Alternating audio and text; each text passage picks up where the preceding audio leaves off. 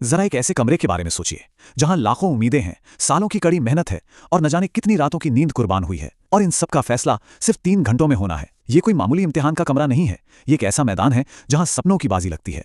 तो सवाल यही उठता है कि इस बाजी की असली कीमत क्या है। आज हम इसी की तह तक जाएंगे। हम सिर्फ आंकड़ों और सिस्टम की बात नहीं करेंगे, नहीं, हम उस कीमत को समझने की कोशिश करेंगे जो स्टूडेंट्स अपनी उम्मीदों से, अपनी मेंटल हेल्थ से चुकाते हैं। तो सबसे पहले ये समझना जरूरी है कि ये दौड़ आखिर कितनी बड़ी और कितनी मुश्किल है, और इसका सबसे बड़ा उदाहरण हमें मिलता है भारत की जेई परीक्षा में। जेई यानी जॉइंट एंट्रेंस एग्जामिनेशन, नाम सुनते ही जहन में दो चीजें आती हैं, कठिनाई और जबरदस्त कंपटीशन।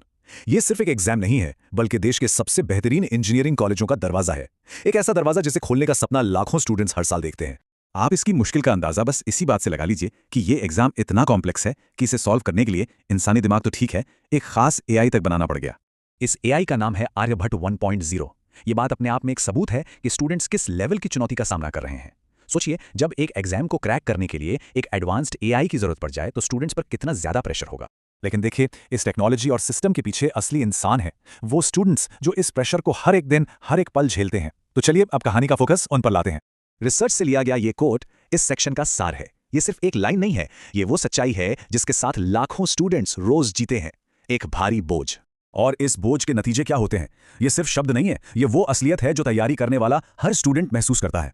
लगातार बनी रहने वाली चिंता, रातों की नींद का उड़ जाना, दोस्तों और परिवार से दूरी, और ऊपर से कोचिंग और किताबों का वो आर्थिक बोझ जो पूरे परिवार पर पड़ता है। तो सवाल ये है कि इस स्ट्रेस के पीछे का साइंस क्या है?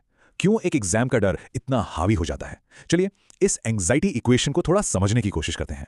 देखिए, एजुकेशन में दो तरह के टेस्ट होते हैं। एक होते हैं हाई स्टेक्स, जैसे फाइनल एग्जाम, जहां सब कुछ दांव पर लगा होता है, और दूसरे होते हैं लो स्टेक्स, जैसे कि होमवर्क, जहां प्रेशर बहुत कम होता है। कॉम्पिटिटिव एग्जाम्स की सबसे बड़ी समस्या यही है कि ये सबसे हाई स्टेक गेम है। यहां हारने की गुंजाइश नहीं होती। एग्जाम एंग्जाइटी का मतलब क्या है? इसका मतलब है जब दिमाग सवालों को सॉल्व करने के बजाय क्या होगा अगर मैं फेल हो गया, या सब क्या कहेंगे जैसे ख्यालों में उलझ कर रह जाता है। ये आपकी मेंटल एनर्जी को इस तरह निचोड़ लेता है कि आप जानी पहचानी चीजें भी भूलने लगते हैं। और इसके ठीक उलट एक चीज होती है सेल्फ एफिकेसी। ये सिर्फ कॉन्फिडेंस नहीं है, ये गहरा विश्वास है कि चाहे ये कितना भी मुश्किल क्यों ना हो, मैं ये कर सकता हूं। और सच तो यह है कि यही विश्वास कामयाबी के लिए सबसे जरूरी होता है। अब जरा इन दो ग्राफ्स को देखिए, ये एक बहुत ही जरूरी और थोड़ी चिंताजनक कहानी बताते हैं। बाईं तरफ वाला ग्राफ दिखाता है कि जैसे जैसे कोर्स आगे बढ़ता है, स्टूडेंट्स का खुद पर विश्वास यानी सेल्फ एफिकेसी लगातार कम होती जाती है। और दाईं तरफ का ग्राफ देखिए, ठीक उसी वक्त उनकी एग्जाम की चिंता यानी टेस्ट एंग्जाइटी बढ़ती चली जाती है, एक नीचे तो दूसरा ऊपर। ये एक बहुत ही खतरनाक पैटर्न है। और इसका सीधा नतीजा क्या होता है? रिसर्च बिल्कुल साफ कहती है, जितनी ज्यादा एंग्जाइटी उतने ही कम ग्रेड्स। ये सिर्फ एक एहसास नहीं है, ये एक साबित हो चुका सच है जो परफॉर्मेंस पर सीधा असर डालता है। और ये समस्या तब और भी गहरी हो जाती है जब हम इसे जेंडर के नजरिए से देखते हैं।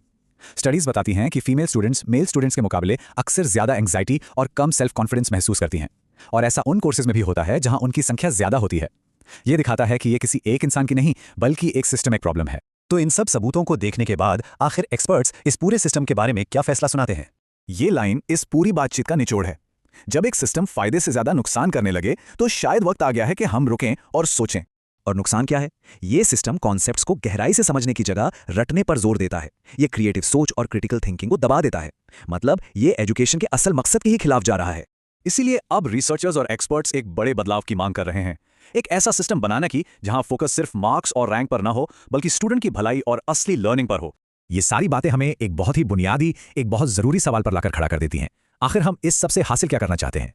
क्या हम ऐसे लोग बना रहे हैं जो बेहतर तरीके से सोच सकें, या सिर्फ ऐसे लोग जो बेहतर तरीके से टेस्ट दे सकें? क्या हम प्रॉब्लम सॉल्वर्स तैयार कर रहे हैं, या सिर्फ मल्टीपल चॉइस सवालों के एक्सपर्ट्स? और आखिर में ये सवाल कि अगर इस पूरे सिस्टम को एक खेल मान लिया जाए जिसे हर कीमत पर जीतना ही है, तो इस खेल में दौड़ने वाले खिलाड़ियों का क्या होगा? उनकी मेंटल हेल्थ, उनकी खुशी, उनकी क्रिएटिविटी और उनके असल सपनों का क्या? यही वो कीमत है जिस पर हम सबको सोचना होगा।